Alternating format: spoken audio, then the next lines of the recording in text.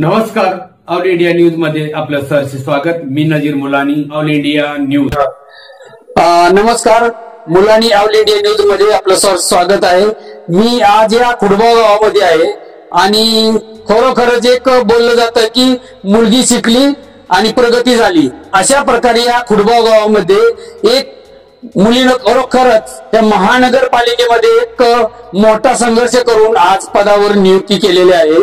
खरोखरच सांगण्याची गोष्ट हेच की किती आईबाप कष्ट करतात आणि मुलीला शिकवतात आणि आज ती मुलीनं त्या आईबापाचं कर्तव्य बजावत आज महानगरपालिकेत पदावर नियुक्ती करण्यात आली आहे. आम्ही त्यांच्याशी संपर्क साधणार आहे आणि त्यांचीच मुलाखत घेणार आहे.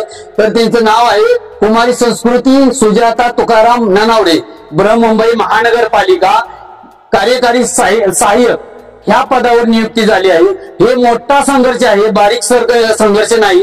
या महाराष्ट्रात महानगरपालिका म्हणली तर पहिला मुद्दा सगळ्यात निगडीत असतो का इस्टेट वरून, याने बिल्डिंग असेल बांधकाम असेल, हा संघर्ष मोठा. आणि हा पदावर असताना पूर्णपणे एक पॉलिटिकल, नंतर आरटीआय कार्यकर्ता आणि लासला राहतो तो पत्रकार, ह्यांना संघर्ष देण्यासाठी ह्यांना मोठा संघर्ष करावा लागतो आणि ह्या पदावर राहून सगळ्यांना उत्तर द्यावं लागतं आणि कायदेशीर कारवाई करण्याचं काम करण्याचं त्यांना नियुक्त केलं जातं. आणि हे महानगरपालिका मोठी म्हणजेच महाराष्ट्र शासन काय असतं हे लोकांना दाखवण्यासाठी आज या कुमारी संस्कृती ननावडे ह्या पदावर नियुक्ती झालेली आहे. आणि आपण जाणून घेऊया.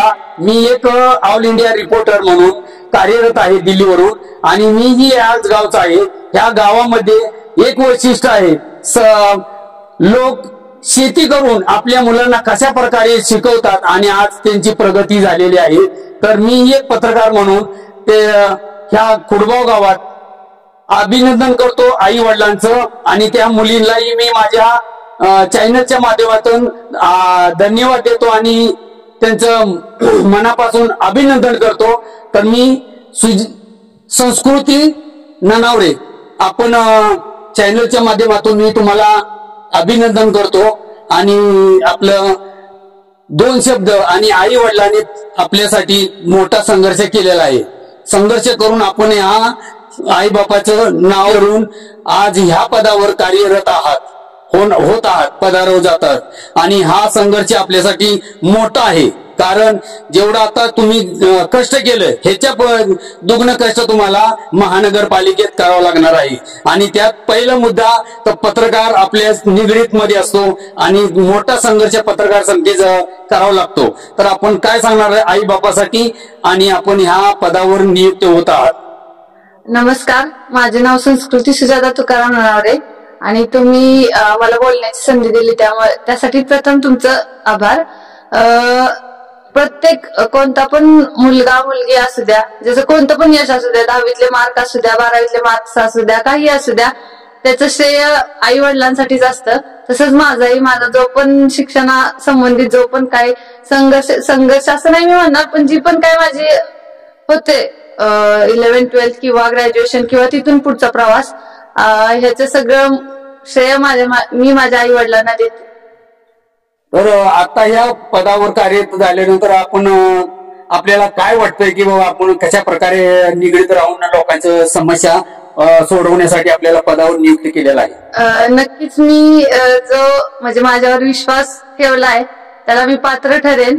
मी चांगल्या प्रकारे प्रशासनात स्वतःची ओळख करेन किंवा चांगल्या प्रकारे माझे कर्तव्य बजावीन. आम्ही आता त्यांच्याच वडिलांची चर्चा करणार आहोत.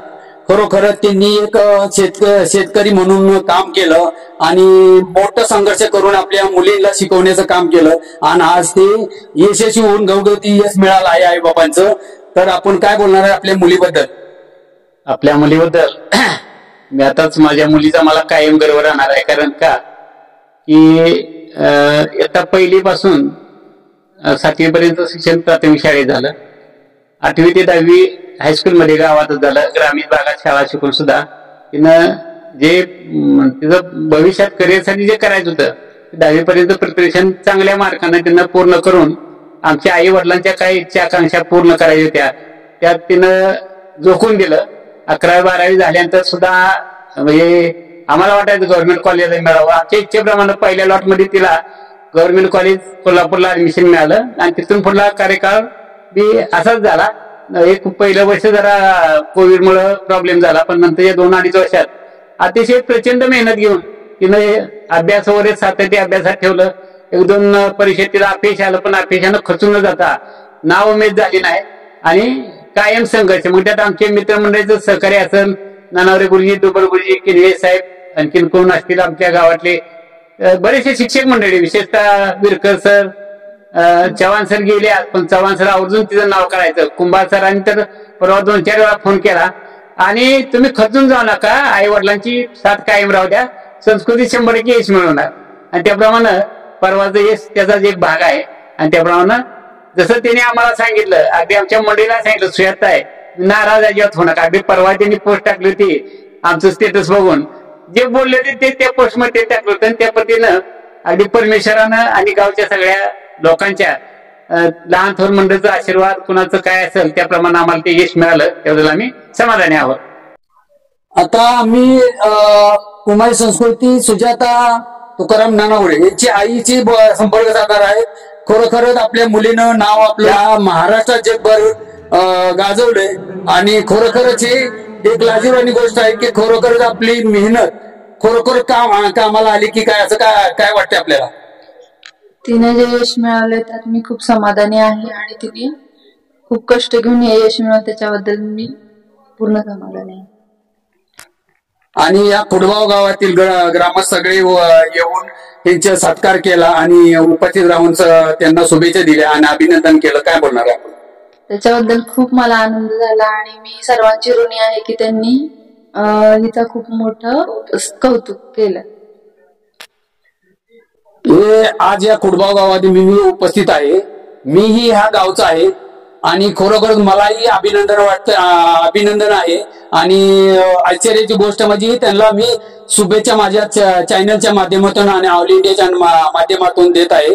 खरोखरच हे आज या खेडेगाव आहे, पण खेडेगावामध्ये शेतकरी कसा कष्ट करतो आणि आपल्या मुलासाठी किती घाम गाळून ते शिकवण्याचं काम करतो हे आज दिसून येत आहे. असे इथे या कुडगाव गावामध्ये पोलीस, तलाठी, जे मुली आहेत, जास्त करून मुली शिकून प्रगती झालेली आहे आणि मुलींनी एवढं प्रगती केली आहे की आई बापा महाराष्ट्रात पहिला नंबर 1 असेल तर हे मुलींचा असेल. तर ह्या आई वडिलांना मी माझ्या चॅनलच्या माध्यमातून धन्यवाद देतो. जय हिंद, जय महाराज.